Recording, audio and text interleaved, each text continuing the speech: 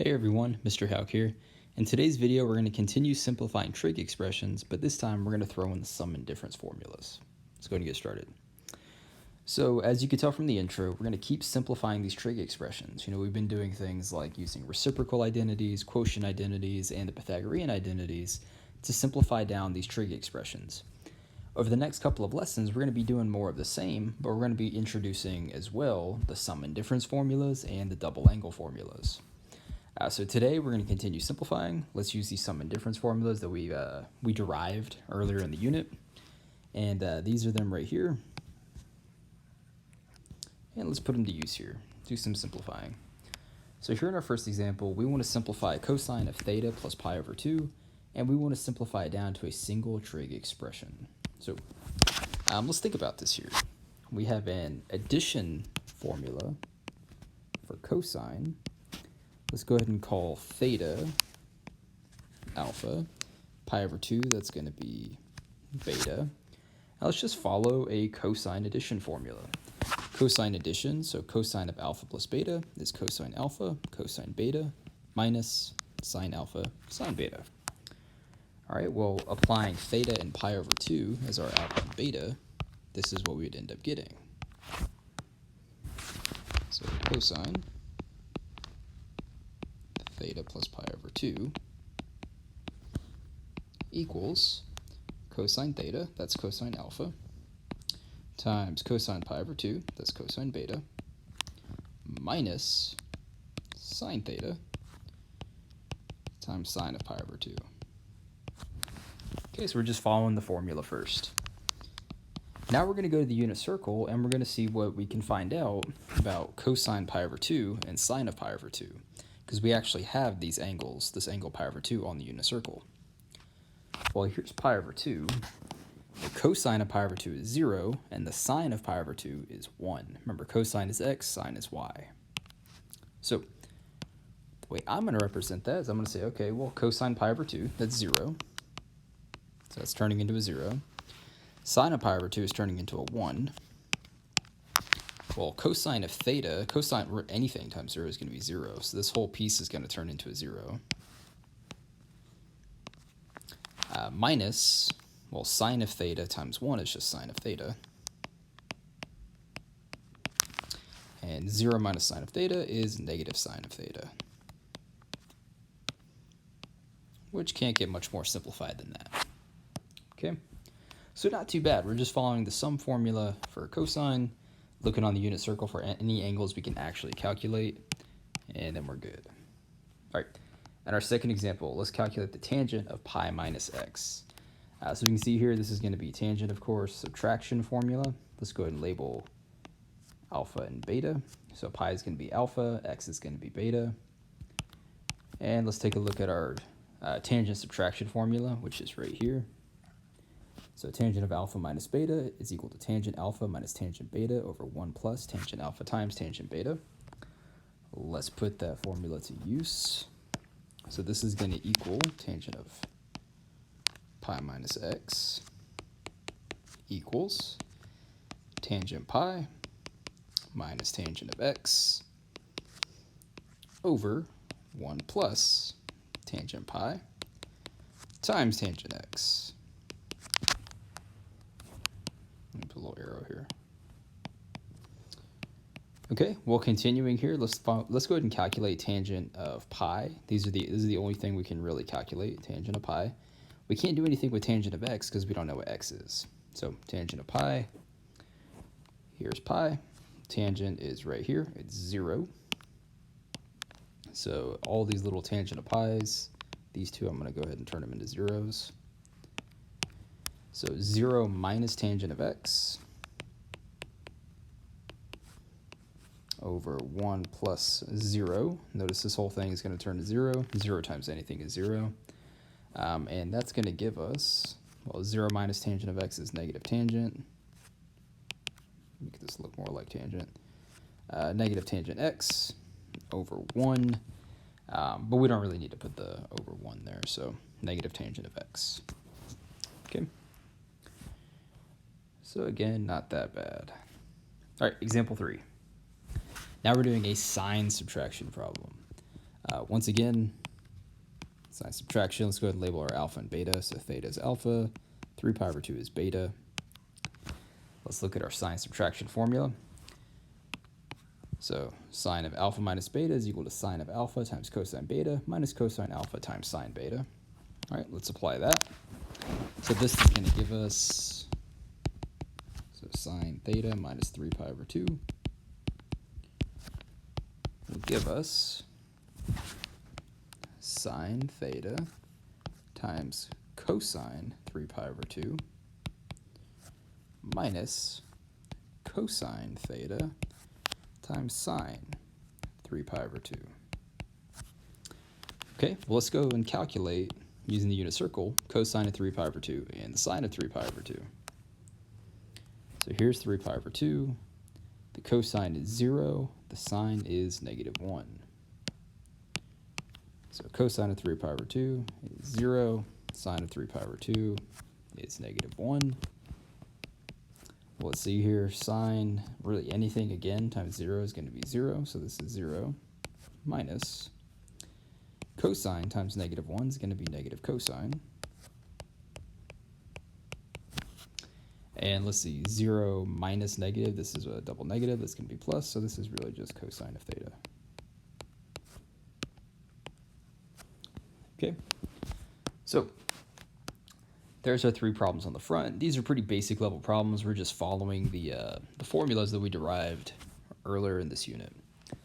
Now let's start using these in more, different kind of problems. So here in our first one, we're doing tangent of x minus pi divided by secant of x. So what we're going to go ahead and do here, and something similar to what we've done in many different kinds of problems, especially lately, is I'm going to go ahead and turn the secant into a 1 over cosine. So the tangent of x minus pi, I'm not going to mess with it right now. I'm going to write it as tangent of x minus pi over 1. Just because I know that helps some students out to visualize it like that. So tangent of x minus pi, tangent of x minus pi over 1, secant of x, write that as 1 over cosine of x. And let's go ahead and do keep, change, flip. Why not? We do that a lot in class. So tangent of x minus pi over 1, we're going to keep that.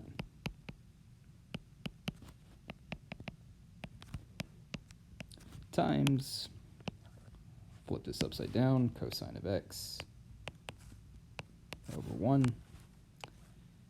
So it's just going to be tangent x minus pi times cosine of x. Okay. And now let's apply what we know about the tangent subtraction formula. So tangent subtraction formula, if we apply it properly, is going to give us this.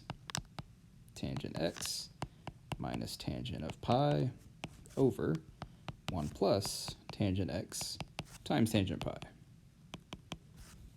And of course, this is still being multiplied by this cosine right here, so times cosine of x.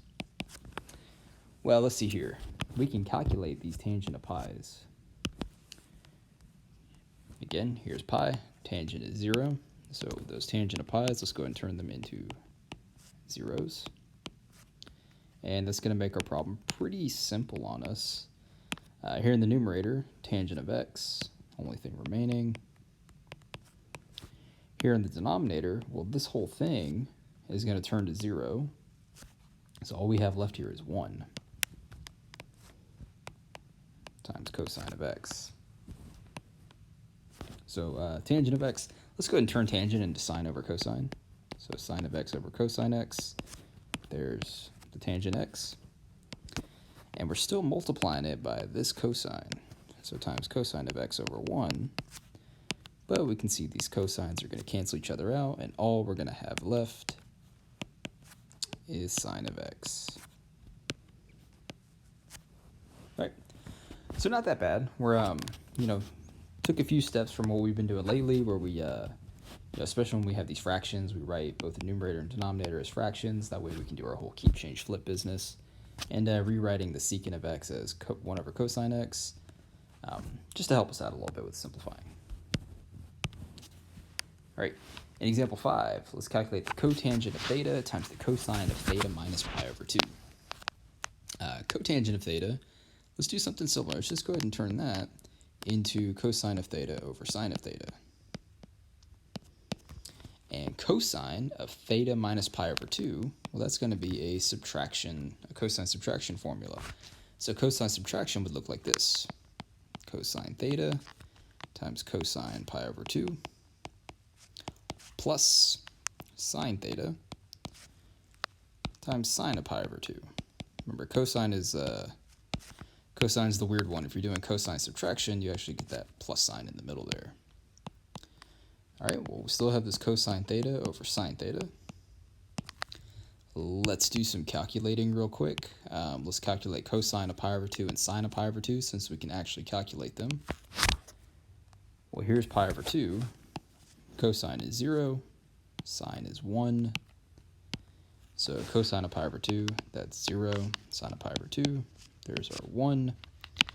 And this is going to make things pretty simple on us. We can see that this whole term is going to turn to 0 because cosine of theta times 0 is 0, of course.